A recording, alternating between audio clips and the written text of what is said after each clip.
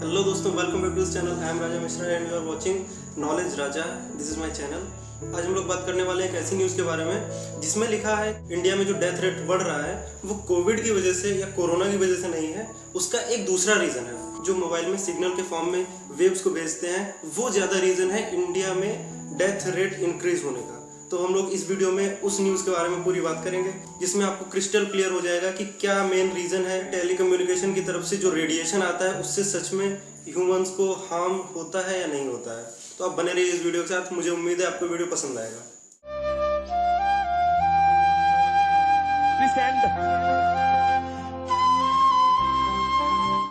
एक मैसेज बहुत ही ज़्यादा वायरल हो रहा है जिसमें लिखा हुआ है कि जो ह्यूमंस की डेथ हो रही है इंडिया में उसमें कोविड के साथ साथ टेलीकम्युनिकेशन की तरफ से जो सिग्नल टावर लगाए जाते हैं उनसे निकलने वाली वेव्स भी बहुत ही ज़्यादा एक बड़ा रीज़न है। जैसा कि हम लोग जानते हैं कि आज के टाइम पे हर कोई फ़ोन यूज़ करता है, हर कोई मोबाइल यूज़ करता है। कोई जियो, कोई एयरटेल या फिर वाईफाई जैसे स्ट्रॉन्ग नेटवर्क को लगवाने की कोशिश करता है, उसके साथ कनेक्ट होने की कोशिश करता है, जिसकी वजह से हमें इंटरनेट की बहुत ही अच्छी स्पीड मिल सकती है। यहाँ पे हर कोई वेस्ट के पीछे भाग रहा है जहाँ पे उन्हें अच्छी नेटवर्क रीच मिलती है 4G या 4G हाई स्पीड के साथ, तो उस नेटवर्क में स्विच कर जाते हैं आसानी से। और इसी हाई स्पीड नेटवर्क के नाम से जितनी भी टेलीकम्युनिकेशन कंपनीज हैं उनने हमारे ऊपर एक नेटवर्क का पूरा जाल बना रखा है। इस टावर से एक वेव निकलती है जो कि हमारे मोबाइल तक पहुंचती है और हमें नेटवर्क से कनेक्ट कर देती है, जिसकी हेल्प से हम लोग इंटरनेट का यूज़ करते हैं, कॉलिंग का यूज़ करते हैं, मैसेजिंग का यूज़ करते हैं, different type of network connections को अचीव कर लेते हैं।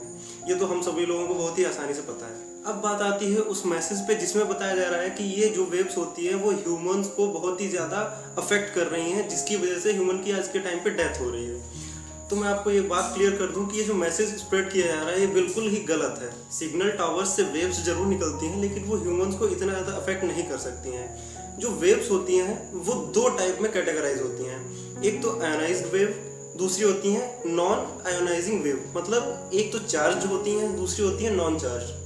अगर नॉन आयोनाइजिंग वेव्स की बात करें तो नंबर 1 पे होती हैं स्टैटिक इलेक्ट्रोमैग्नेटिक फील्ड वाली जो वेव्स होती हैं। जैसे एक मैग्नेट रखी होती है तो उसके पास भी कुछ वेव्स होती हैं जिसकी वजह से वो लोहे को या दूसरे डिफरेंट टाइप की मैग्नेट को अपनी तरफ अट्रैक्ट करती है, खींच लेती है। वो वेव्स हो गई। सेकेंड नंबर पे आती हैं रेडियो या फिर टीवी ब्रॉडकास्टिंग वेव्स जो होती हैं, जिसकी वजह से हमारे टीवी चैनल पे, टीवी स्क्रीन पे जो चैनल्स आते हैं उसमें डिफरेंट टाइप के न्यूज़ या फिर मूवीज़ को हम लोग देख सकते हैं। थर्ड नंबर पे आती हैं मोबाइल या टेलीकम्युनिकेशन वेव्स। और फोर्थ नंबर पे आती हैं अल्ट्रा वायलेट रेज जो सूरज की तरफ से मेनली निकलती हैं। और इन नॉन आयोनाइजिंग वेव्स में अगर हम सबसे हार्मफुल वेव की बात करें तो वो होती हैं अल्ट्रा वायलेट वेव्स, जिनमें कोई भी दिक्कत नहीं होती है, इतनी कोई हार्मफुल हमारी बॉडी को अफेक्ट नहीं करती हैं। लेकिन जो अगर ज़्यादा टाइम के लिए सूरज या फिर धूप के कांटेक्ट में आते हैं गर्मियों के टाइम पे, तो उनकी बॉडी पे कुछ रैशेस टाइप के पड़ जाते हैं या फिर वो हमारी बॉडी को कुछ अफेक्ट कर सकती हैं।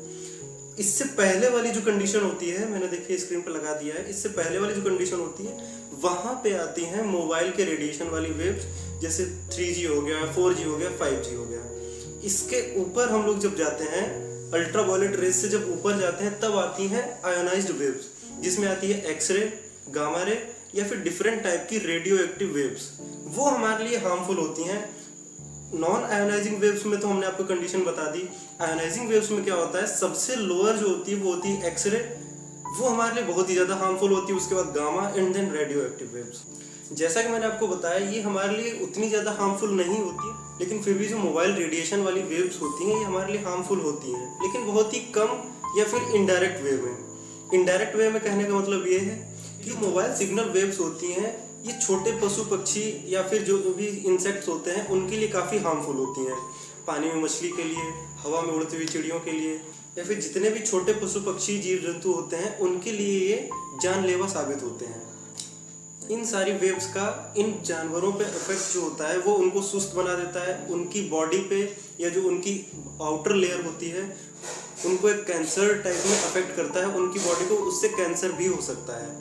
इन मोबाइल सिग्नल वाली वेव से जब कोई भी जीव जंतु या पशु पक्षी, मछलियाँ इन्फेक्टेड हो जाती हैं और उनको अगर कोई भी इंसान कंज्यूम कर लेता है, उनको अगर खाता है, तब जाके जो भी रेडियो एक्टिविटी उसकी बॉडी में आ चुकी होती है वो जाके इंसान में भी चली जाती है, जिससे उसका लीवर डैमेज हो सकता है, उसकी बॉडी में डिफरेंट डिफरेंट टाइप की स्किन रिलेटेड प्रॉब्लम्स हो सकती हैं, या फिर उसकी बॉडी को इंटरनल डैमेज हो सकता है। अभी सितंबर 2020 में आपने बर्ड फ्लू नाम से एक बीमारी सुनी होगी, जो कि साउथ साइड से स्टार्ट हुई थी फैलनी। लोकेशन पर्टिकुलरली इसलिए बोली क्योंकि अभी जुलाई अगस्त के टाइम पे हैदराबाद में एयरटेल की तरफ से, जो इंडियन एयरटेल कंपनी है, उसकी तरफ से 5G नेटवर्क की टेस्टिंग की गई थी। इस 5G टेस्टिंग के टाइम पे बताया जा रहा था कि स्पीड, जो रिकॉर्ड स्पीड थी, वो 1.8 से लेके 3 GB पर सेकेंड की मिल गई थी। लेकिन इससे बर्ड फ्लू का क्या कनेक्शन? बर्ड फ्लू तो चिड़ियों में या पशु पक्षियों में होती है, जो कि जब वो गंदगी में रहते हैं तब जाके उनमें डेवलप होती है, या फिर कोई अदर रेडियो एक्टिव सोर्स के थ्रू। तो आपको बता दें, जब 5G की टेस्टिंग होती है तो उस टाइम वेव्स जो निकल रही थी वो इतनी हार्मली थी इन सभी छोटे जीव जंतुओं के लिए, जिसने उनकी बॉडी पे इतना गंदा इफेक्ट किया, उनकी बॉडी के स्ट्रक्चर को पूरा हिला के रख दिया। उस टाइम पे उन्हें बताया जा रहा था कि जो उनकी सेल्स होती हैं वो तक सारी डिस्ट्रॉय हो गई थी। इंडियन गवर्नमेंट या फिर कोई भी जो टेलीकम्युनिकेशन डिपार्टमेंट होता है, उसने डायरेक्टली तो नहीं बोला कि ये एक नेटवर्क टेस्टिंग की वजह से उनमें बर्ड फ्लू फैला।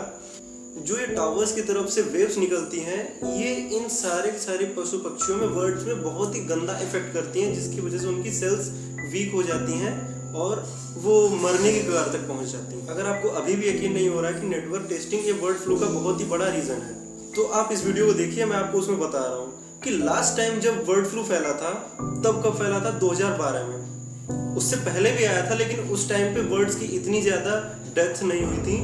अगर सबसे ज़्यादा हाईएस्ट डेथ रेट रिकॉर्ड किया गया था पिछले टाइम में, तो वो किया गया था 2012-13 के टाइम पे। ये वही टाइम है जिस टाइम पे इंडिया में 4G नेटवर्क की टेस्टिंग की जा रही थी। उस टाइम भी एयरटेल ही सबसे पहले 4G लाया था, तो एयरटेल ने ही टेस्टिंग की थी, जिसमें बताया जा रहा था कि 30 से 33 हज़ार तक की बर्ड्स की डेथ हुई थी।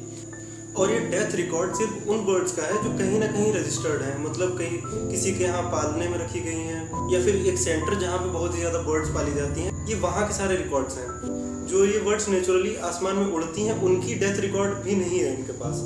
अगर वो सारा डेटा कलेक्ट किया जाए तो ये शायद 50,000 के अप्रॉक्स भी पहुँच सकता है। और इसके बाद बर्ड फ्लू फैला था 2016 में, और वहीं 2015 में जियो ने अपनी 4G की टेस्टिंग की थी, और 2016 में उसने लाखों की संख्या में अपने नेटवर्क यूजर को ऐड कर लिया था। उस टाइम 35,000 बर्ड्स की डेथ हुई थी। ये डेटा पूरा का पूरा गूगल पे पड़ा हुआ है, आप वहाँ पे जाके देख सकते हैं। अब बात करें 2020 की, जिसमें सितंबर के आसपास बर्ड फ्लू फैला था, उसमें बताया जाता है कि 25,000 बर्ड्स की डेथ हुई थी। ये रिकॉर्ड अगर आपको कम लग रहा है तो मैं आपको एक बात बता दूं, जब 5G की टेस्टिंग की गई थी वो सिर्फ 1 से 1.5 दिन तक चला था। उसमें सिर्फ 1 से 1.5 दिन के टाइम पे 25,000 बर्ड्स की डेथ हो गई थी। अगर यही चीज़ महीने भर या फिर डेली कंटिन्यूटी में आ जाएगा, तब कितनी ज़्यादा डेथ होगी। ठीक है, हम लोग एक बात मान लेते हैं, जो ये सिग्नल वेव्स हैं ये ह्यूमंस को इतने डायरेक्टली या फिर इतनी जल्दी अफेक्ट नहीं करती हैं, लेकिन ये इकोसिस्टम को तो बहुत ही बुरी तरह से प्रभावित कर रही हैं। एक इकोसिस्टम में जिसमें पूरे और पूरा इन्वायरमेंट, पूरा नेचर आता है, जिसमें मछलियाँ भी आती हैं, पशु पक्षी भी आते हैं, बिल्कुल छोटी बर्ड्स भी आती हैं, जिनका आज के टाइम पे नामो निशान नहीं है। उसी इकोसिस्टम में ह्यूमन भी एग्जिस्ट करता है। अगर ये सब चीज़ें इतने छोटे जीव जंतुओं पे इतना गलत प्रभाव डाल रही हैं, तो जब ये धीमे धीमे 6G तक आएगा तो ये ह्यूमंस को भी बहुत ज़्यादा अफेक्ट करेगा। आज के टाइम में बहुत ही ज़्यादा लोग नॉन वेज की तरफ जा रहे हैं, जिसमें शायद वो कभी ना कभी ऐसी चीज़ को कंज्यूम करते हैं जो शायद रेडियो एक्टिव या किसी न किसी वेव के थ्रू हार्मली अफेक्टेड हुई होगी। जब हम लोग गंदे पानी की सब्जियों को खाने से इतना बीमार पड़ जाते हैं, तो इस टाइप की रेडियो एक्टिव चीज़ों को कंज्यूम करने से कितना ज़्यादा इफेक्ट पड़ेगा ह्यूमन बॉडी पर। मान लिया कि 5G की वजह से नेटवर्क बहुत अच्छा हो जाएगा, इंटरनेट हाई स्पीड पे हम लोगों को मिलने लगेगा, अपलोड डाउनलोडिंग की स्पीड बहुत ही ज़्यादा फास्ट हो जाएगी, लेकिन ये ह्यूमन हेल्थ के लिए भी तो बहुत ही ज़्यादा डिजास्टर साबित हो रहा है। अगर इकोसिस्टम ही नहीं बचेगा, उस इकोसिस्टम का ह्यूमन उसमें रह के क्या करेगा अकेले? स्टडी के अकॉर्डिंग बोला जाता है कि जो मोबाइल की तरफ से रेडिएशन निकलता है वो हमारी बॉडी पे जल्दी अफेक्ट नहीं करता है। ये उसमें कहीं पे भी नहीं लिखा है कि वो हमारी बॉडी पे अफेक्ट ही नहीं करता है। वो सिर्फ इतना बताते हैं कि हमारी बॉडी पे जल्दी इफेक्ट नहीं करेगा, लेकिन आगे आने वाले टाइम में हमारी बॉडी को धीमे धीमे खराब कर रहा है। आज का युग जो कि मोबाइल का युग बोला जाता है, ऐसे टाइम पे कोई भी व्यक्ति नहीं है जो अपने पास मोबाइल को 24 में से 20-22 घंटे अपने साथ ना रखता हो। जब हम लोग सोने भी जाते हैं तब भी मोबाइल को अपने साथ ही रखते हैं। इस रेडिएशन से बचने के लिए मेरी तरफ से आपको यही सुझाव है कि कम से कम मोबाइल को यूज़ करें, और कभी भी जब आप सोने जाते हैं तो मोबाइल को अपने सर के पास मत रखें।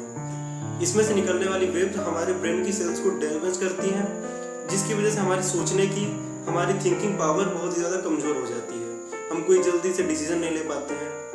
तो जब भी सोने जाएं या तो अपने फ़ोन को अपने से दूर रखें, नहीं तो उस फ़ोन को एरोप्लेन मोड या फिर स्विच ऑफ मोड पे रखते हैं। ये रेडिएशन हमारी बॉडी के इसेंशियल पार्ट्स को बहुत ही जल्दी डैमेज कर सकता है, जैसे हार्ट हो गया, ब्रेन हो गया या फिर आइज़ के पास भी। ऐसा नहीं कि हमारी आइज़ को नहीं इफेक्ट करता है। जब हम लोग बात करते हैं फ़ोन पे तो इसमें से निकलने वाली वेव्स हमारे कानों को अफेक्ट करती हैं, हमारी हियरिंग प्रॉब्लम को भी अफेक्ट कर सकती हैं। ये जो पूरे सिग्नल होता है वो हमारी आइज़ को, नोज कवर कर लेता है।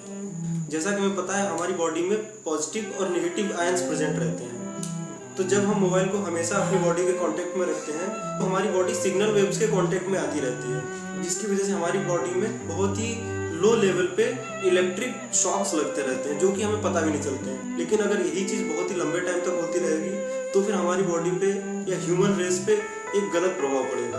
तो ज़्यादा से ज़्यादा अपने फ़ोन को अपने से दूर रखें। जब आपको यूज़ करना हो तब यूज़ कर लें, उसके बाद अपने से दूर रख लें। माना कि ये इंटरनेट का युग है, लेकिन हमें पता होना चाहिए कि हमें अपने फ़ोन को कितनी देर तक यूज़ करना है और कितना नहीं। आई थिंक अब आपको क्लियर हो गया होगा। ये जो सिग्नल वेव्स हैं ये हमारी बॉडी को डायरेक्टली तो अफेक्ट नहीं करती, लेकिन अगर इसी सिग्नल वेव्स की रेंज में हमारी बॉडी 24 घंटे कांटेक्ट में रहेगी तो ये हमारी बॉडी को भी अफेक्ट करेगा। फिलहाल हमें रेडिएशन से बचने के लिए अपने फ़ोन को कम से कम यूज़ करना चाहिए और इस वीडियो को लाइक कर दीजिए, जिसकी वजह से आपकी हेल्थ ख़राब नहीं होगी। आप इस चैनल को भी सब्सक्राइब कर सकते हैं and please share this video अगर आपको अच्छा लगा है। और आई होप आपको ये वीडियो पसंद आया होगा, तो प्लीज़ आप इसको शेयर भी कीजिए। Thank you for your support, thank you for